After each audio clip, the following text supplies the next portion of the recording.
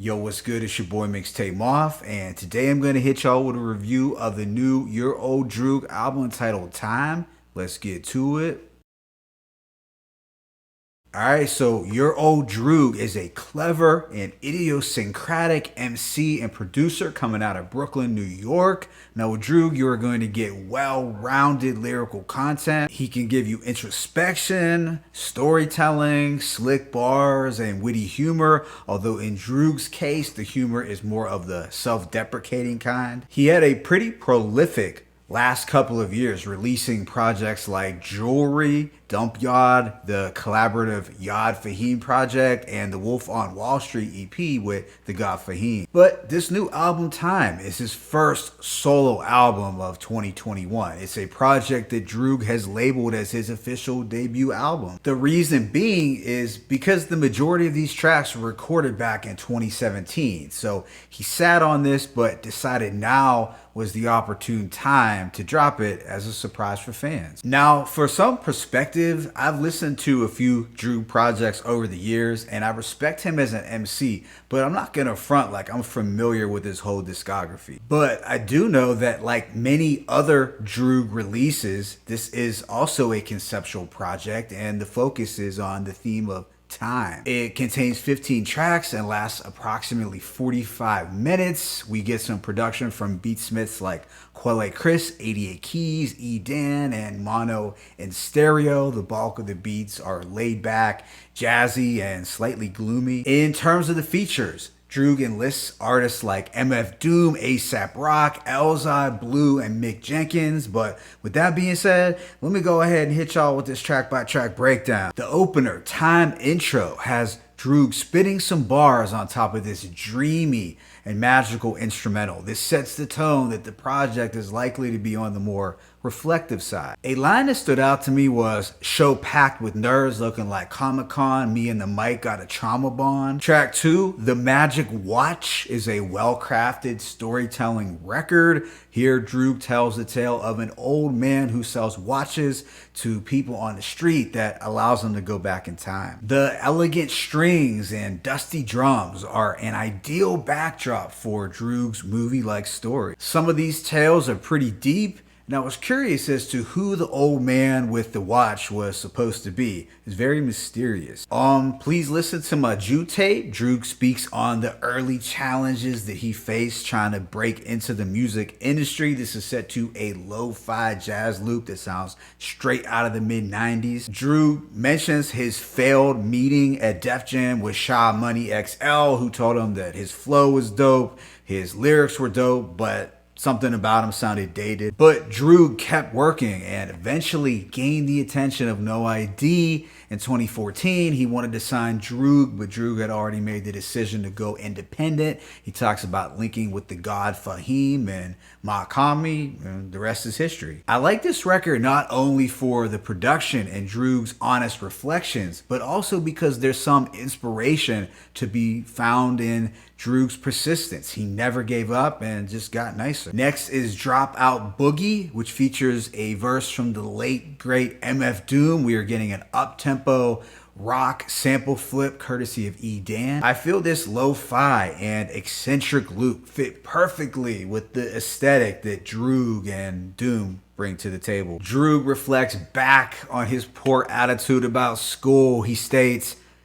"You had on suspenders, I was getting suspended, posted up outside in my street clothes. Principal tried to keep me out the hall like Pete Rose." So there's some slick wordplay and a nice double entendre here. MF Doom delivers a pretty dope verse about the shoddy public school that he attended also. It's good to hear them both together, especially since Doom was such an influence and inspiration for Droog. There is something about the production and the imagery here that makes me think of some 1980s movie about a bad school where the teachers didn't care and kids were fighting in the hallway and in the bathroom, just total chaos. Things do mellow out on the following track, So High. This contains a sparkling jazz backdrop with a sax and a melodic hook from Droog. I wouldn't necessarily classify this as a weed anthem. It's more so a song where he's chronicling his experiences with it, the good and the bad. Things started out fine and normal with his recreational use until he eventually was given a lace blunt.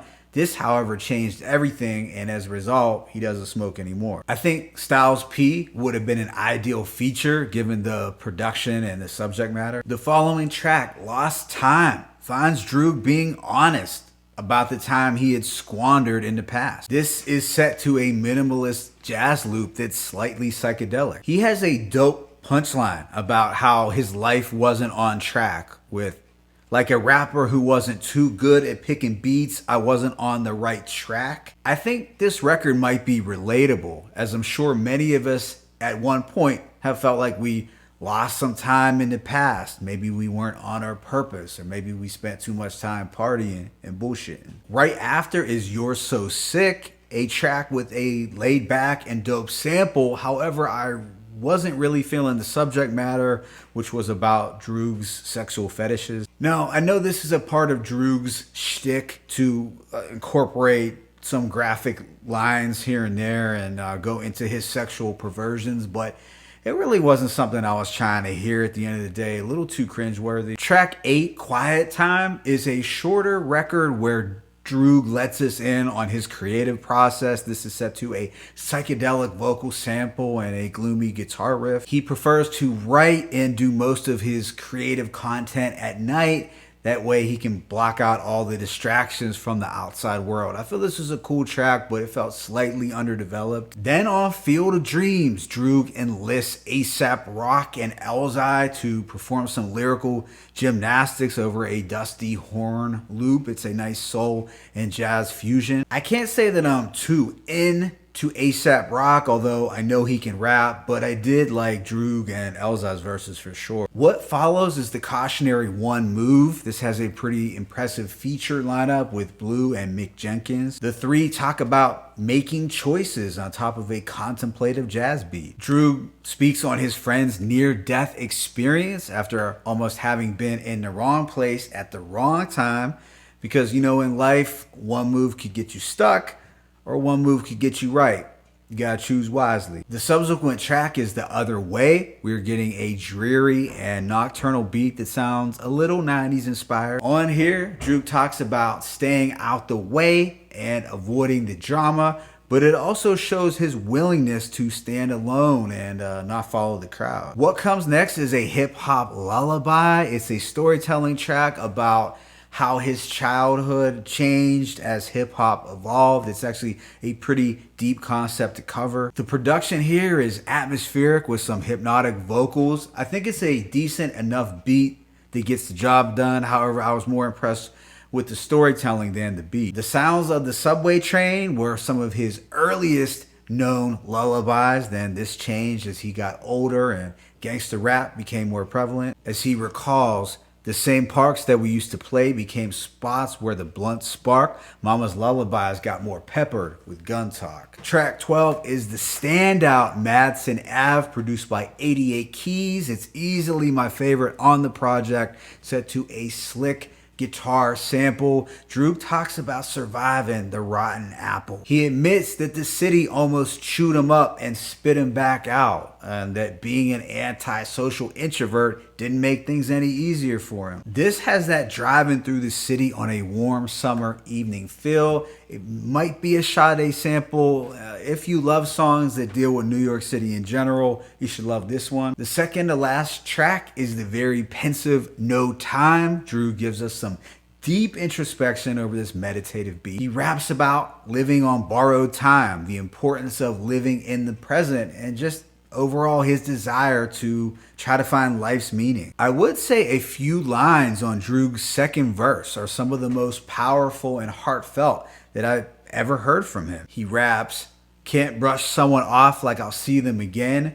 Might be the last time, and death is so final. Gone Just Like That, Gotta Be Mindful. The album then closes out with just an instrumental entitled 449 Outro. This was similar sonically to the intro beat. Overall, I give this project a rating of a strong 3.5 mics. It's a dope project where his storytelling, I think, takes center stage. Also, it contains some of his most introspective work to date, in my opinion. Now, like I said earlier, I haven't heard every project from Droog, but based on what I've listened to thus far, this album seems to be his most personal and reflective. Another thing that I dug about this album was that it seemed to be a little more straightforward than some of Droog's other conceptual releases. That made it a little more relatable for me. Now, as far as the production was concerned, I did enjoy the majority of the beats, although some of them had that unreleased sounding quality. And I suppose he could have used 1 to 2 punchier or up-tempo tracks to break up some of the drowsy spots, but I think the project started out strong and it ended strong. As a whole, this is a dope album that doesn't sound too dated, considering that a lot of it was made back in 2017. Droog continues to demonstrate why he's such a consistent and versatile MC in Rap's Underground. My favorite tracks include The Magic Watch, Please Listen to My Jew Tape, Dropout Boogie, So High, One Move, and Madsen Ave. Let me know what you thought about this album in the comment section below. It's your boy Mixtape Moth. I'm signing out, but be sure to hit that like button and please subscribe. As always, it's peace and blessings. Your Old Droog, time one.